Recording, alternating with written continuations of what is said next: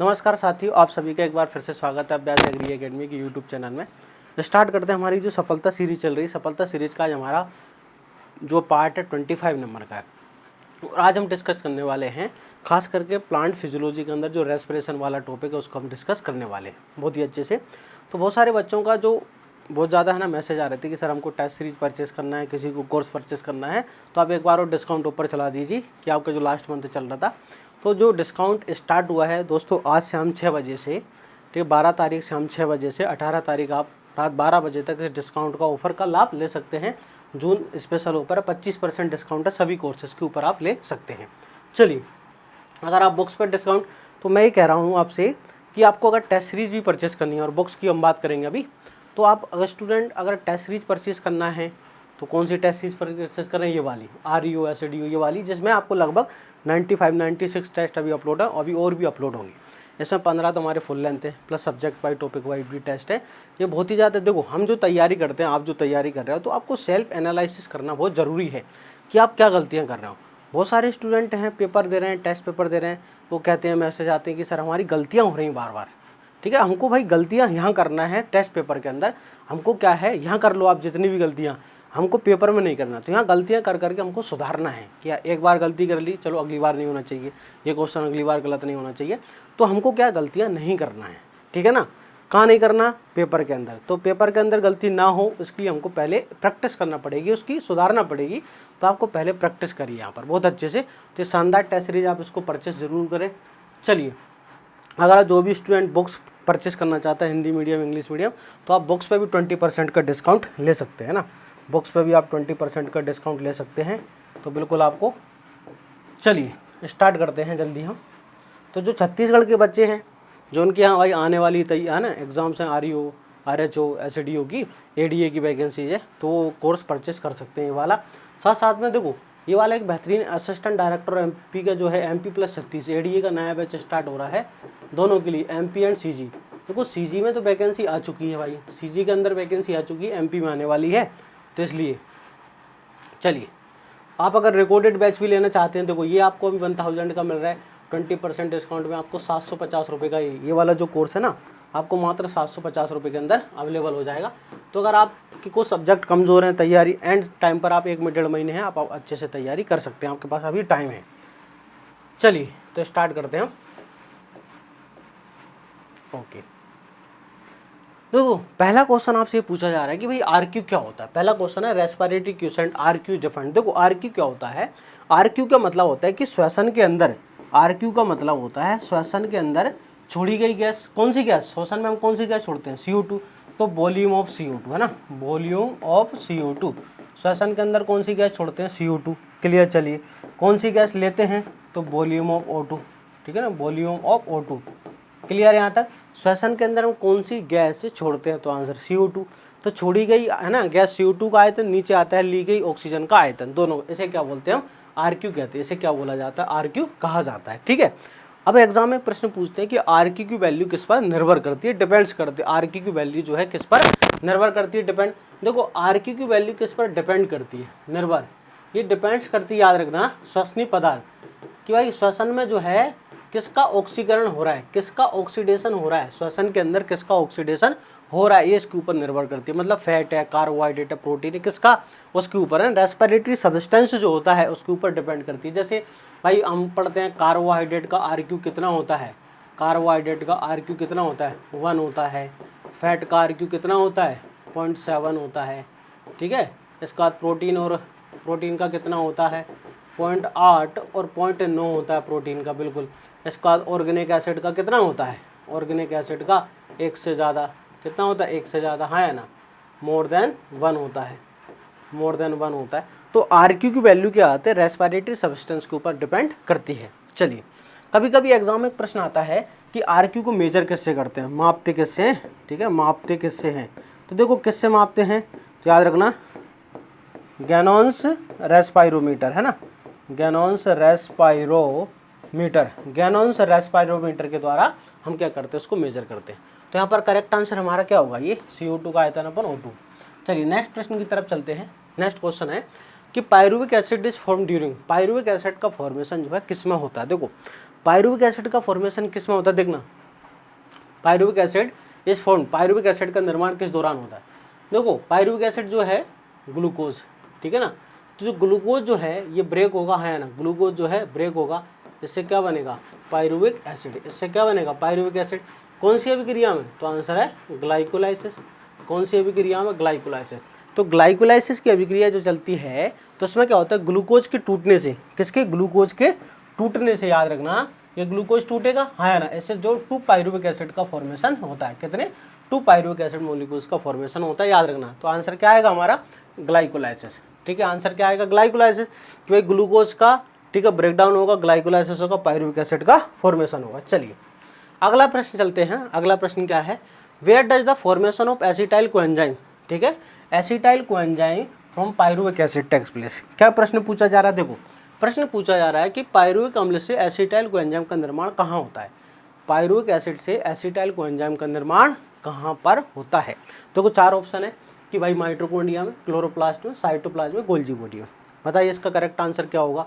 तो देखो यहाँ पर बात चल रही है भाई एसिटाइल कोएंजाइम की। अभी हमने पढ़ा कि जो ग्लूकोज है, ठीक है, ग्लूकोज जो है, ग्लूकोज से क्या बन गया पायरुविक एसिड, यस ग्लूकोज से क्या बन गया पायरुविक अम्ल का निर्माण हो गया। अब पायरुविक एसिड से ये जो एसिटाइल कोएंजाइम बनता है, एसिटाइल कोएंजाइम ये बनता है, एसिटाइल कोएंजाइम ये कहाँ बनता है, कौन सी अभिक्रिया में, तो भाई लिंक अभिक्रिया में। कहाँ बनता है, लिंक अभिक्रिया के अंतर्गत, कहाँ बनता है, लिंक अभिक्रिया के अंतर्गत ये बनता है। क्लियर, चलिए बात समझ में आ रही है। तो ग्लूकोज से क्या होगा पायरुविक एसिड, तो ये कौन सा है, तो ये हमारा ग्लाइकोलाइसिस है, ये क्या है ग्लाइकोलाइसिस, ये लिंक अभिक्रिया। तो लिंक अभिक्रिया जब चलती है पायरुविक एसिड से एसिटाइल कोएंजाइम का निर्माण होता है, कहाँ होता है, तो आंसर है माइटोकॉन्ड्रिया की मैट्रिक्स में। कहाँ चलती है अभिक्रिया, ये अभिक्रिया चलती है माइटोकॉन्ड्रिया की मैट्रिक्स के अंदर चलती है। चलिए नेक्स्ट क्वेश्चन की तरफ चलते हैं। नेक्स्ट क्वेश्चन है the number of ATP molecules, the number of ATP molecules produce by electron transport system from Krebs cycles intermediate in a single turn. कि क्रेब्स साइकिल जब एक बार चलती है, क्रेब्स साइकिल जब एक बार चलती है, एक बार क्रेब्स साइकिल के चलने से इसके जो मध्यवर्ती बनते हैं, इंटरमीडिएट बनते हैं, उनसे कितने एटीपी बनते हैं।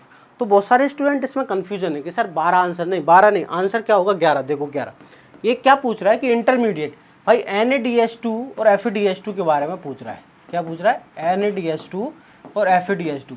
तो क्रेब्स साइकिल जब एक बार चलती है पूरी तो 3 NaDH2 और 1 FeDH2 प्राप्त होता है। जब क्रेब्स साइकिल एक बार चलती है तो 3 NaDH2 1 FeDH2 हमको प्राप्त होता है। और हम ये जानते हैं वन टर्न में ना, एक बार चलने में, एक बार, ठीक है ना, चलने में, एक बार चलने में आपको इतना मिलेगा। तो भाई एक जो 1 NaDH2 था वो 3 ATP के बराबर होता है, हाँ है ना, 1 NaDH2 3 के बराबर, ये 2 के बराबर होता है। तो आप मल्टीप्लाई करोगे 9 और 2 आ जाएगा, हाँ है ना, कितना मिलेंगे 9 ATP आपको किससे प्राप्त हो जाएंगे, इससे 3 NaDH2 से आपको कितने 9 ATP और 1 FeDH2 से आपको कितने ATP मिलेंगे 2 ATP, हाँ है ना। तो टोटल कितने हो गए 11। ये इंटरमीडिएट की बात कर रहा है, इंटरमीडिएट। देखो क्रेब्स साइकिल में, देखो पूरी बात सुनना ध्यान से, क्रेब्स साइकिल जब कितनी बार चलती है, एक 1 मोल ऑफ ग्लूकोज के कंप्लीट ऑक्सीडेशन के लिए क्रेब्स साइकिल चलती है 2 बार। क्रेब्स साइकिल कितनी बार चलती है 2 बार, ठीक है ना। 1 मोल ऑफ ग्लूकोज है ना, पूरा 1 मोल ऑफ ग्लूकोज के कंप्लीट ऑक्सीडेशन के लिए क्रेब्स साइकिल 2 बार चलती है। कितनी बार चलती है 2 बार, है ना। क्रेब्स साइकिल कितनी बार चलती है 2 बार, ठीक है, कितनी बार चलती है 2 बार। जब पूरा कंप्लीट ऑक्सीडेशन होता है तब हमको याद रखना क्या मिलता है, तब हमको याद रखना कितने 24 ATP प्राप्त होते हैं। क्रेब्स साइकिल से हमको टोटल कितने ATP मिलते हैं 24।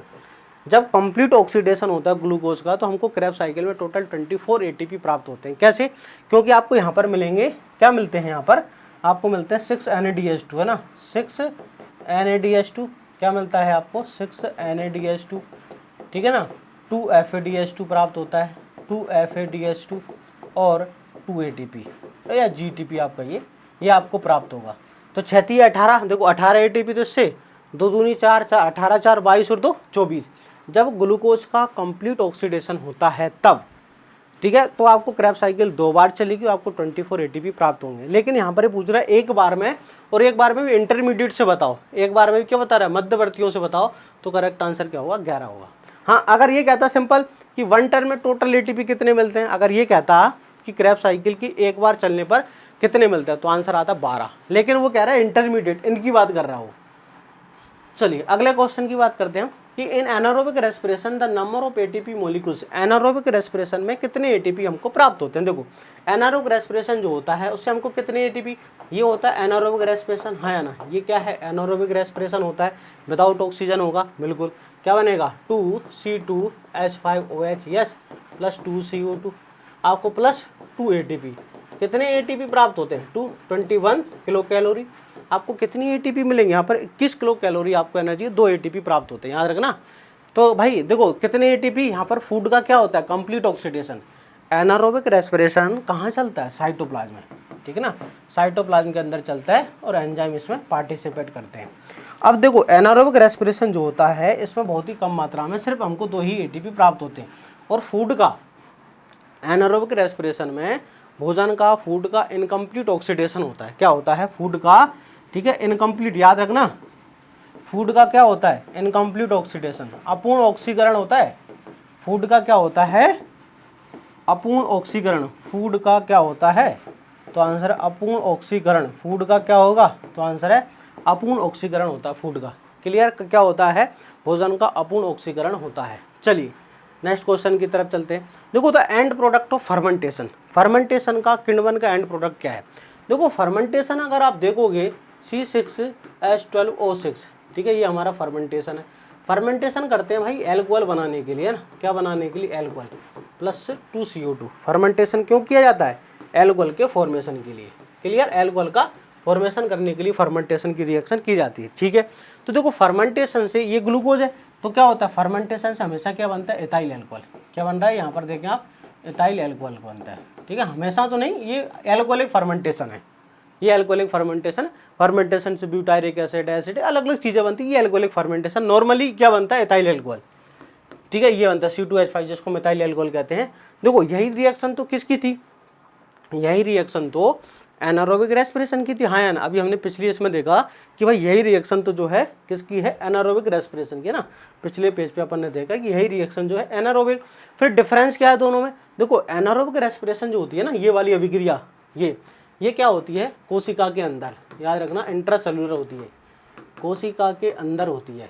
क्या होती है कोशिका के अंदर होती है, ये वाली इंट्रासेलुलर, ठीक है, क्या होती है इंट्रासेलुलर होती है। जबकि ये जो अभिक्रिया होती है ना फर्मेंटेशन, ये हमेशा क्या होती है बाह्य कोश की, ये क्या होती है बाह्य कोश की, है ना, बाह्य कोशिकीय, याद रखना क्या होती है ये बाह्य कोश की होती है। क्या होती है बाह्य कोशिकीय, एक्स्ट्रा सेलुलर, क्या होती है ये एक्स्ट्रा सेलुलर होती है, बाह्य कोश की होती है। चलिए अगला, अब आपसे पूछा जा रहा है कि राइबोजाइम क्या है। अगला क्वेश्चन आपसे पूछा जा रहा है भाई राइबोजाइम क्या है। आपके सामने ऑप्शंस हैं, आरएनए एंजाइम की तरह कार्य करता है, ठीक है, एंटीबॉडी जो एंजाइम की भांति कार्य करती है, ठीक है। इसके बाद ribosome acting as a enzyme, या नन ऑफ दीज, बताइए क्या आंसर होगा। देखो राइबोजाइम क्या होता है, राइबोजाइम का मतलब जब आरएनए जो होता है एंजाइम की तरह कार्य करता है, जब आरएनए एंजाइम की तरह कार्य करता है तो उसे क्या बोलते हैं हम राइबोजाइम कहते हैं। कौन सा आरएनए, याद रखेंगे आप आरआरएनए, कौन सा, जब आरआरएनए होता है एंजाइम की तरह कार्य करता है तो उसे क्या कहते हैं हम राइबोजाइम कहते हैं, ठीक है, क्या कहते हैं उसे हम राइबोजाइम कहते हैं। कौन सा आरएनए, याद रखना कौन सा 23S आरआरएनए, ठीक है 23S आरआरएनए। देखो हम ऐसा पढ़ते हैं कि सभी enzymes, all enzymes are protein, ऐसा पढ़ते हैं हम ऑल एंजाइम्स आर प्रोटीन। तो सभी एंजाइम्स जो होते हैं प्रोटीन होते हैं। क्लियर, सभी एंजाइम्स क्या होते हैं प्रोटीन, हाँ बिल्कुल होते हैं सभी एंजाइम्स प्रोटीन। लेकिन अपवाद है, एक अपवाद है, एक्सेप्शन। क्या है एक्सेप्शन, एक एक्सेप्शन है, याद रखेंगे आप। क्या अपवाद है, देखो क्या अपवाद होता है, एक्सेप्शन जो होता है क्या होता है कि ये राइबोजाइम, याद रखना एक्सेप्शन क्या होता है राइबोजाइम। क्यों, राइबोजाइम भाई एंजाइम तो है, हाँ बिल्कुल है, लेकिन प्रोटीन नहीं है। राइबोजाइम एक एंजाइम है लेकिन प्रोटीन नहीं है। क्यों, क्योंकि ये तो न्यूक्लिक एसिड है भाई। आरएनए तो एक प्रकार का न्यूक्लिक एसिड होता है, बिल्कुल है। तो ये न्यूक्लिक एसिड होता है, ठीक है ना, राइबोजाइम, इसलिए एक्सेप्शन है, अपवाद है। ये एंजाइम तो है लेकिन क्या नहीं है, प्रोटीन नहीं है। अगला क्वेश्चन है कि विच one of the following is form plant during the respiration. देखो प्लांट में भाई रेस्पिरेशन में क्या बनता है, तो रेस्पिरेशन चाहे प्लांट करें चाहे एनिमल करें क्या बनता है CO2। भाई रेस्पिरेशन में क्या होता है CO2 का ही फॉर्मेशन होता है। रेस्पिरेशन में क्या हुआ भाई glucose C6H12O6 plus 6O2 plus 6H2O क्या बनने वाला है 6CO2 प्लस 12H2O, हाँ या ना, ये तो रेस्पिरेशन चाहे प्लांट करें चाहे एनिमल करें, क्या होने वाला है, CO2 का ही फॉर्मेशन होता है। अगला क्वेश्चन है RQ की वैल्यू। देखो अभी मैंने RQ का मान किस में 1 से अधिक होता है। अगर आपसे पूछते हैं कि RQ की वैल्यू किस में 1 से अधिक होती है, तो RQ की वैल्यू जो है किस में 1 से अधिक होती है, किस में होती है, RQ की वैल्यू 1 से अधिक होती है ऑर्गेनिक एसिड की, है ना। किसकी, ऑर्गेनिक। क्यों, ऑर्गेनिक एसिड में जैसे कौन, तो याद रखेंगे आप, ऑक्जेलिक एसिटिक एसिड जो होता है ना, OA है, ठीक है ना, मैलिक एसिड है, सिट्रिक एसिड है, इन सब की, है ना। जैसे मैलिक एसिड का 1.33 होता है, इसका 1.3 है, इसका 4 है। इनका कब होता है, तो कैंप प्लांट्स में दिन के समय। ये जो होगा कब होगा, कैंप प्लांट्स में डे टाइम में। ये जो होता है कब होता है, ये कैंप प्लांट्स जो हैं, कैंप प्लांट्स के अंदर, ठीक है, डे टाइम में, कैंप प्लांट्स में डे टाइम के अंदर होगा, ठीक है। ये जो होता है कब होता है, तो कैंप प्लांट्स के अंदर दिन के समय होता है। क्यों, रात के समय तो वहाँ CO2 का फिक्सेशन होता है, कैंप प्लांट्स में रात के समय CO2 का फिक्सेशन होता है, तो रात में तो CO2 ऑक्सीडाइज होगी नहीं, तो ये कब होता है, दिन के समय होता है। रात के समय तो जीरो होगा, कैंप प्लांट्स में रात के समय तो जीरो होगा, कैंप प्लांट्स में जो है रात के टाइम, नाइट के समय तो जीरो होता है, ठीक है। नाइट के टाइम क्या होता है, जीरो। क्यों, क्योंकि नाइट में तो CO2 का फिक्सेशन होता है। क्रेब्स चक्र में कुल उत्पादन होता है, क्रेब्स चक्र में कुल, है ना, एक बार में, एक क्रेब्स चक्र में कुल कितना उत्पादन, देखो एक क्रेब्स चक्र में 3 NADH2 बनते हैं, एक FADH2 बनता है और एक ATP, ठीक है। क्या एक है 2 NADH2 एक है, फिर 2 ATP बनते हैं, क्या 2 FADH2 2 NADH2 2 ATP, क्या 3 अपना FADH2 है, 2 NADH2 1। तो करेक्ट आंसर क्या है, ये करेक्ट आंसर क्या है कि जब एक बार क्रेब्स साइकिल चलती है तो एक बार क्रेब्स साइकिल में कितने, तो आंसर है 3 NADH2 एक FADH2 एक ATP प्राप्त होता है। तो टोटल कितने हो गए, 12, हाँ या ना। तो क्योंकि ये किसके बराबर होगा, 9, ये किसके बराबर हो गया, 9 ATP के बराबर, ये किसके के बराबर हो गया, 2 ATP के बराबर, ठीक है, ये एक ही ATP, हाँ या ना। तो टोटल कितना हो गया, ये नोट दो 11 और 1 12। तो क्रेब्स साइकिल जब एक बार चलती है तो हमको टोटल कितने, 12, कितनी बार चलती है, एक 1 मोल ऑफ ग्लूकोज, है ना, एक ग्लूकोज के कंप्लीट ऑक्सीडेशन में, एक ग्लूकोज के कंप्लीट ऑक्सीडेशन, पूर्ण ऑक्सीकरण में, ठीक है, किसमें, पूर्ण ऑक्सीकरण में, एक ग्लूकोज के पूर्ण ऑक्सीकरण में कितने ATP प्राप्त होते हैं, बता कितने ATP प्राप्त होते हैं पूर्ण ऑक्सीकरण में। तो हमको क्रेब्स साइकिल कितनी बार चलती है, 2 टाइम्स, ठीक है, 2 टाइम्स चलती है। क्रेब्स साइकिल कितनी बार चलेगी, 2 बार, ठीक है। क्रेब्स साइकिल कितनी बार चलती है, 2 बार। तो एक बार में 12, 2 का मल्टीप्लाई, तो हमको कितने ATP प्राप्त होंगे, 24, कितने, 24। चलिए अगला क्वेश्चन क्या है यहाँ पर, देखो अगला बहुत ही सिंपल क्वेश्चन है, क्या है, सेलुलर रेस्पिरेशन अगर, सेलुलर कोशिकीय श्वसन कहाँ होता है, माइटोकॉन्ड्रिया। अरे भाई सेलुलर कहाँ होगा, माइटोकॉन्ड्रिया के अंदर, हाँ है ना। कोशिकीय श्वसन की अभिक्रिया कहाँ होती है, तो आंसर है माइटोकॉन्ड्रिया के अंदर। तो माइटोकॉन्ड्रिया क्या भाई, ATP है, ATP क्या बोलते हैं इसको, पावर हाउस ऑफ सेल, है ना, इसको क्या बोलते हैं, पावर हाउस, पावर हाउस कहते हैं। ATP बनाना था कि नहीं, power house of cell, power house of cell. और क्या कहते हैं इसको हम, ATP मिल भी कहते हैं, ATP मिल, ATP का फॉर्मेशन होता है यहाँ पर, ATP मिल भी कहते हैं। क्वेश्चन नंबर 11 है, क्रेब्स साइकिल विंग्स विद, है ना, क्रेब्स साइकिल स्टार्ट कैसे रिएक्शन से होता है। देखो क्रेब्स साइकिल स्टार्ट कैसे होता है, ध्यान से सुनना पूरी बात को, कि यहाँ पर देखो ग्लूकोज, ध्यान से सुनना, ये जो ग्लूकोज है ये ब्रेक हुआ, ठीक है, ये बन गया पायरुविक एसिड, क्या बन गया, पायरुविक एसिड। पायरुविक एसिड से क्या बन गया, अगला एसिटाइल कोएंजाइम, हाँ है ना, एसिटाइल कोएंजाइम। देखो ये कौन सी अभिक्रिया है, ग्लाइकोलाइसिस, ये कौन सी है, ग्लाइकोलाइसिस, क्लियर। ये अभिक्रिया कौन सी है, लिंक अभिक्रिया, ये कौन सी है, लिंक रिएक्शन, ये कौन सी है, ग्लाइकोलाइसिस, और ये कौन सी अभिक्रिया, लिंक अभिक्रिया है, क्लियर। ये कौन सी है, लिंक। अब देखो ये जो है ना एसिटाइल कौन, ये अब क्रेब्स साइकिल में इंटर करता है, क्रेब्स साइकिल में इंटर। तो क्रेब्स साइकिल का जो एंड प्रोडक्ट होता है वो होता है एक्सोलो एसीटेट, 4 कार्बन वाला, ये एंड प्रोडक्ट होता है क्रेब्स साइकिल का। ये दोनों मिलकर, कौन, ये दोनों मिलकर, कौन कौन मिलकर, ये दोनों, ये दोनों मिलकर, ये और ये। तो क्रेब्स साइकिल स्टार्ट होता है 2 कार्बन वाला ये होता है, 4 कार्बन वाला ये होता है। इससे मिलकर क्रेब्स साइकिल का जो पहला कंपाउंड बनता है वो सिट्रिक एसिड होता है। क्रेब्स साइकिल का जो पहला कंपाउंड होता है 6 कार्बन वाला सिट्रिक एसिड। तो इस तरह ये साइकिल चलती है। क्रेब्स साइकिल का पहला कंपाउंड याद रखना सिट्रिक एसिड होता है, और एंड प्रोडक्ट का होता है ऑक्सोलो एसीटेट होता है, एंड प्रोडक्ट ऑक्सोलो एसीटेट होता है, और पहला कौन होता है, सिट्रिक एसिड। तो यहाँ पर करेक्ट आंसर क्या आएगा, ये ऑक्सोलो एसीटेट और ना एसिटाइल कोएंजाइम, ये दोनों आपस में रिएक्शन करते हैं। अगला है the number of ATP molecules gain during the aerobic respiration of one molecule. ठीक है, एक ग्लूकोज से टोटल एरोबिक रेस्पिरेशन में कितने एटीपी हमको प्राप्त होते हैं? 38 एटीपी। कितने एटीपी प्राप्त होंगे? 38। कैसे आते हैं? देखो, हमको ग्लाइकोलाइसिस से मिलते हैं कितने? ग्लाइकोलाइसिस से हमको मिलते हैं 8। कितने? 8 एटीपी। ठीक है ना। लिंक अभिक्रिया से हमको मिलते हैं कितने? 6 एटीपी। और हमको क्रैब साइकिल से मिलते हैं 24। क्रैब साइकिल से मिलते हैं 24। कितने? 24। ठीक है, पूरा जब ग्लूकोज का ऑक्सीडेशन, तो 24 और 36 और 8 38, तो कितने मिलेंगे आपको? 38 एटीपी प्राप्त। ठीक है ना। चलिए, 38 एटीपी आपको प्राप्त होते हैं। अगला क्वेश्चन है कि एल्कोहलिक फर्मेंटेशन जो होता है, alcoholic fermentation takes place in the presence of, अभी मैंने आपको जो बताया था ना थोड़ी देर पहले, C6H12O6 है ना, इससे जो बनेगा C2H5OH, ये जो बनता है 2CO2, ये जो बनता है, ठीक है ना, कैसे बनता है? तो आंसर एल्कोहलिक फर्मेंटेशन, तो आंसर है जाइमेज एंजाइम। ठीक है ना। कौन सा एंजाइम? ईस्ट के द्वारा निकलने वाला जाइमेज एंजाइम। कौन सा एंजाइम काम करता है यहाँ पर? जाइमेज। किससे निकलता है? ईस्ट के द्वारा। तो ईस्ट का यूज किस में करते हैं? दारू बनाने में, अल्कोहल बनाने में। ईस्ट का यूज हम किस में करते हैं? दारू बनाने में, अल्कोहल बनाने में हम क्या करते हैं? ईस्ट का यूज करते हैं। क्लियर? जाइमेज एंजाइम। तो इससे कौन सा एंजाइम निकलता है? जाइमेज। इसका क्या करते हैं हम? ग्लूकोज का इसका फर्मेंटेशन होगा, इससे क्या बनता है? अल्कोहल, है ना। यही तो है इथाइल अल्कोहल। क्या है? इथाइल अल्कोहल होता है।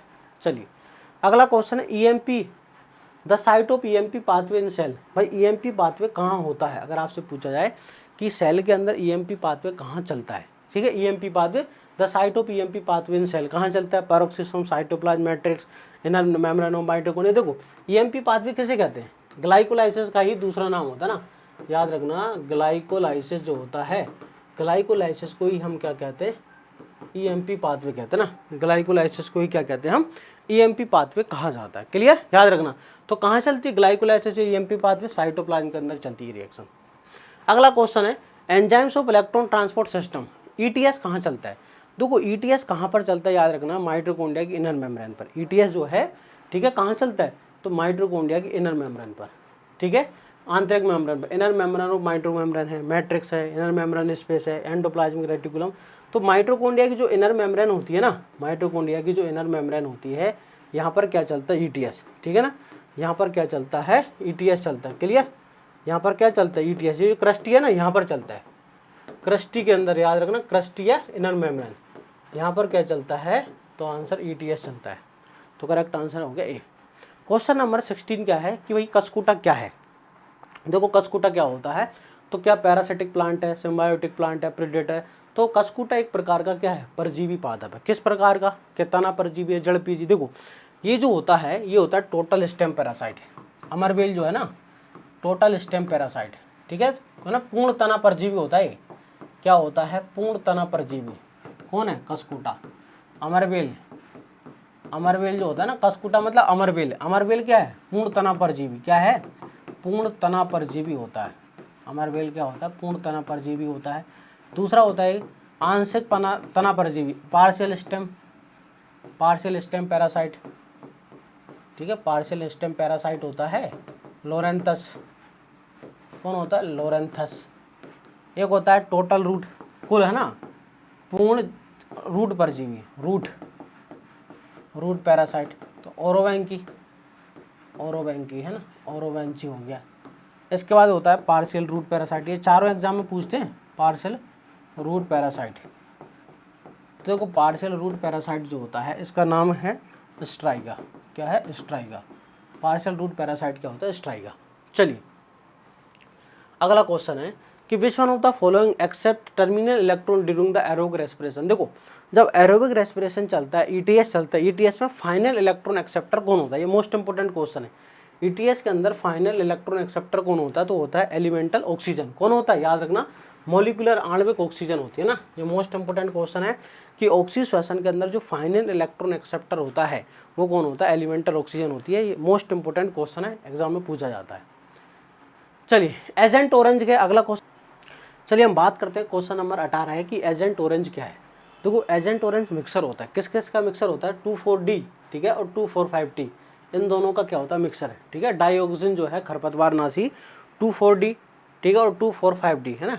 2,4-डाइक्लोरोफिनॉक्सी एसिटिक एसिड और 2,4,5-T ट्राइक्लोरोफिनॉक्सी एसिटिक एसिड, इन दोनों जो वीडिसाइड होते हैं हमारे, जो खरपतवार नाशी होते हैं, इन दोनों का क्या मिक्सर जो होता है, जैसे हम एजेंट ऑरेंज कहते हैं, ये बायोवार में यूज़ होता है। ठीक है, जो जैव युद्ध होते हैं बायोवार, ये जो है बायोवार के अंदर इस्तेमाल होता है, जैव युद्ध के अंदर इस्तेमाल होता है। ठीक है, बायोवार के अंदर जैव युद्ध। सबसे पहले अमेरिका जो है, अमेरिका ने वियतनाम, ठीक है, अमेरिका ने वियतनाम वार, ठीक है, वियतनाम जो वार हुआ था, ठीक है, वियतनाम के अंदर अमेरिका के द्वारा वियतनाम के साथ जो लड़ाई की गई थी उसके अंदर इसका इस्तेमाल किया गया था। तो ये 2,4-D और 2,4,5-T का एक मिक्सर होता है। चलिए देखो, which one of the following induce the femaleness in plant, कि पादपों में मादापन का प्रभाव प्रेरित करता है, कि प्लांट्स में के अंदर फीमेल फ्लावर को कौन इंड्यूस करता है। तो प्लांट्स में देखो ऑक्सिन एथाइलिन, ये दोनों जो हार्मोन होते हैं ना, ऑक्सिन और एथाइलिन, ये क्या करते हैं याद रखना, फीमेल फ्लावर को उत्पन्न करते हैं। जबकि जिब्रेलिन जो होता है ना, ये मेल फ्लावर को इंड्यूस करता है, याद रखना, ये नर पुष्पों को उत्पन्न करता है।